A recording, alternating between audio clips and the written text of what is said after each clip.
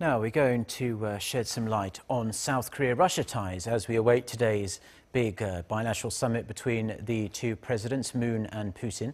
The two nations established ties some 30 years ago, but the two countries' interactions encompassing traditions, art and lifestyle began long before that. Our Unshin updates us on what cultural exchanges exist between South Korea and Russia today. Koreans' drinking culture usually includes beer and soju. So what would they think of a Russian hard liquor, say vodka? This is the kind of topic that online content creator Arirang likes to talk about on his channel. His videos with subtitles shed light on the differences in lifestyle and culture between Korea and Russia. I became friends with some Russian exchange students, and that got me interested in the country.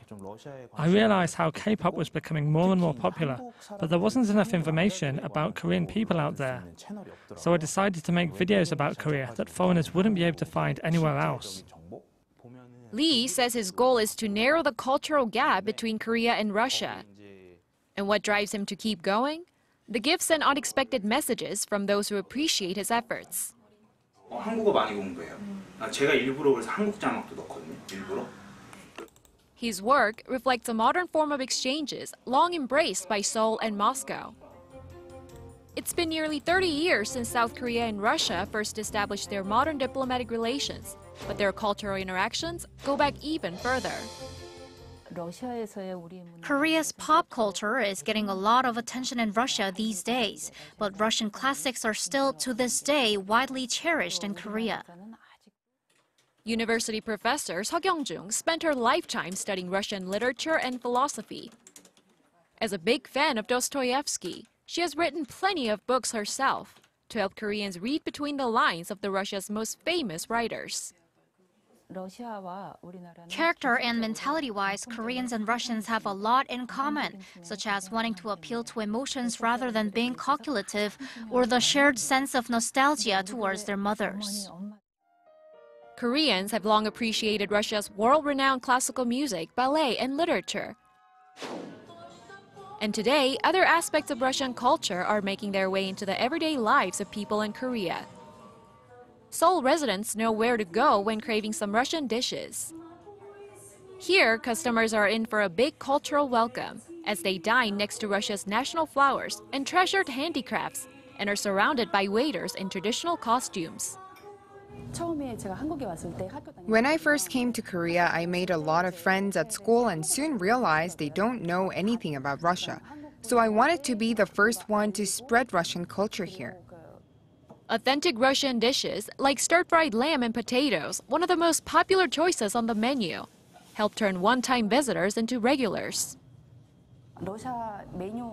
Russia is a big country with a wide variety of regional dishes. Among those, through research, I picked some cuisines that would suit the palate of Koreans best. Seoul and Moscow have come a long way to broaden their horizons. And looking beyond ideological differences to understand each other's culture helps create a brighter future for the two countries' relationship. When it comes to the politics of Northeast Asia, there's a sense of rivalry between countries like the US, Russia, China, and Japan, and that adds to the complexity of diplomatic ties between Seoul and Moscow. One of the best solutions to strengthen ties is through cultural exchanges. As such, Seung-min, another cultural ambassador, has chosen to go the extra mile in his efforts to connect Korean and Russian cultures. The leading performer of a group of some 20 Korean and Russian instrumentalists makes sure to have traditional Korean music, or kugak, resonate across the streets of Moscow. This is such a unique, one-of-a-kind music, and I teach the sound to Russians and Korean Russians so they can play the numbers together.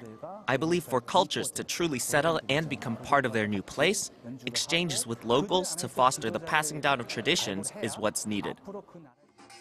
Unshin, Arirang News.